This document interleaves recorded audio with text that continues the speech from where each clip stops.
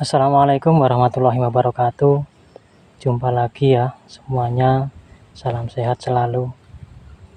Untuk kesempatan kali ini kita akan membahas kenapa hasil panen petani itu sering kali anjlok. Sekali anjlok itu bahkan petani sudah putus asa, kemudian tidak dirawat lagi, dibiarkan begitu saja. Bahkan bangkrut. Ya, modal sudah habis-habisan, tenaga sudah kucur, keringat habis-habisan. Makanya itu yang membuat kecewa ketika panen itu anjlok dan hancur. Nah, jadi permasalahannya Pak, kita berbicara logika saja, tapi kenyataannya bisa dibuktikan. Nah, jadi untuk masalah harga kenapa sampai turun, pokoknya tidak sesuai ya.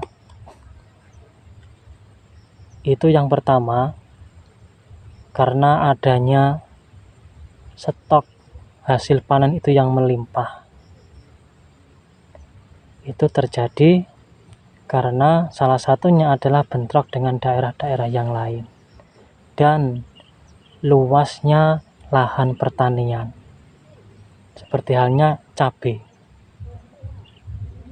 Karena gini Pak, petani itu secara tidak disadari, kita ini seringkali ikut-ikutan. Ketika kita ngelihat itu petani apa sukses, misalnya petani cabai, bisa beli ini, bisa beli itu, panen mahal.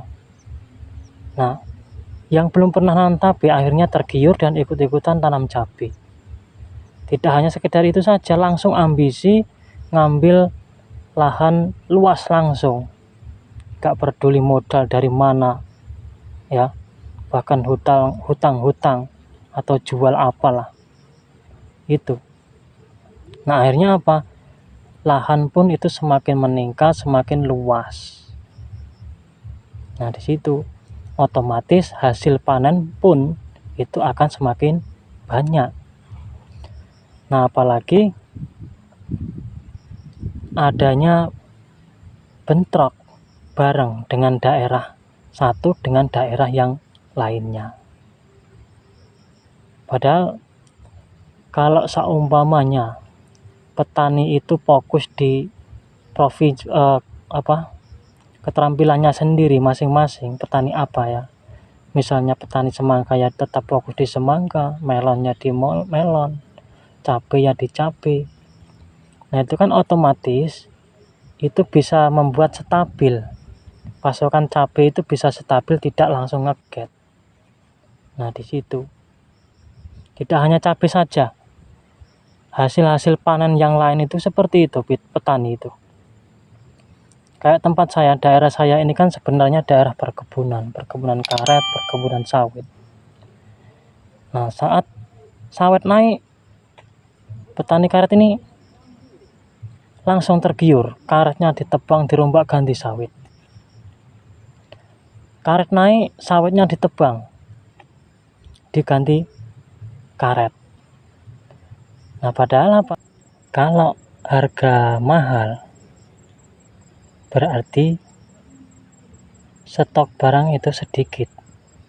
Kalau harga itu murah, berarti stok barang itu melimpah. Ya toh?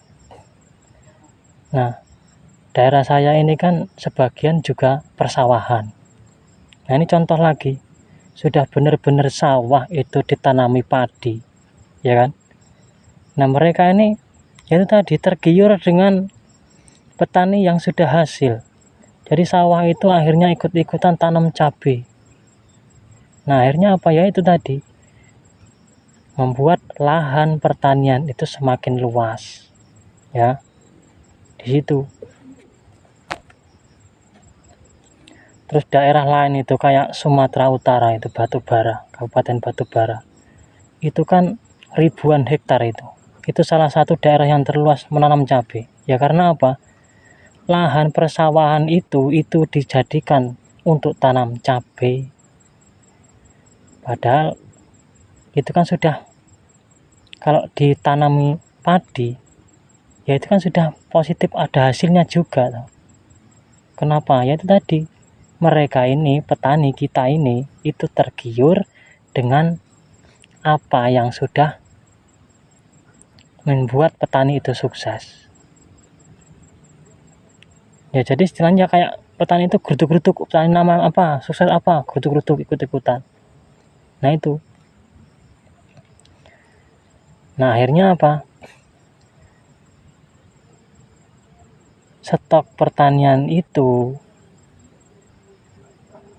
dipasarkan di daerah sendiri itu sampai istilahnya sisa-sisa, turah-turah, ya toh, akhirnya dikirim ke daerah yang lain.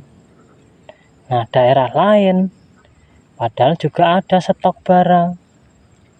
Nah akhirnya petani daerah itu kena imbasnya, ada pasokan dari luar, akhirnya membuat hasil daerah sendiri itu menjadi turun. Nah coba kalau lahan kita itu masing-masing, ya toh, fokus di masing-masing, akhirnya kan tidak ada perluasan yang signifikan untuk lahan pertaniannya. Nah di situ kalau kita sudah fokus, ya toh, ada gilirannya kok, pasti ada gilirannya untuk mendapat hasil panen yang mahal. Nah makanya apa, yaitu tadi, kuncinya ya, kalau kita ingin mahal, panen kita itu mahal, ya tadi, kita harus curi start. Bagaimana kita itu bisa panen duluan, ya, panen duluan, belum sampai terjadi panen raya kita sudah duluan panen. Nah di situ ada video saya yang bagaimana untuk apa, cara-cara untuk memprediksi kapan itu waktu mahal, itu ada, bisa dicari.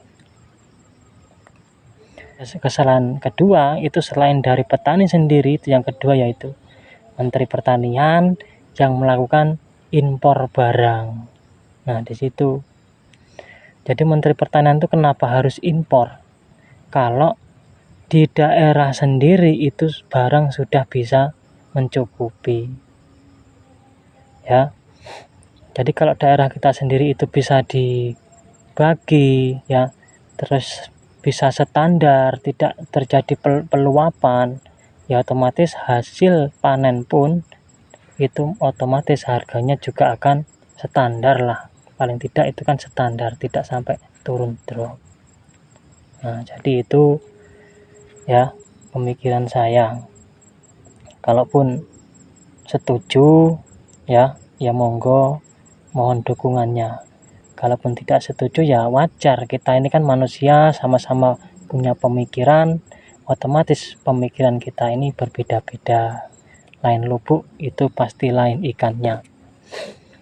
Oke, sampai ketemu ya di pertemuan selanjutnya, mohon dukungannya.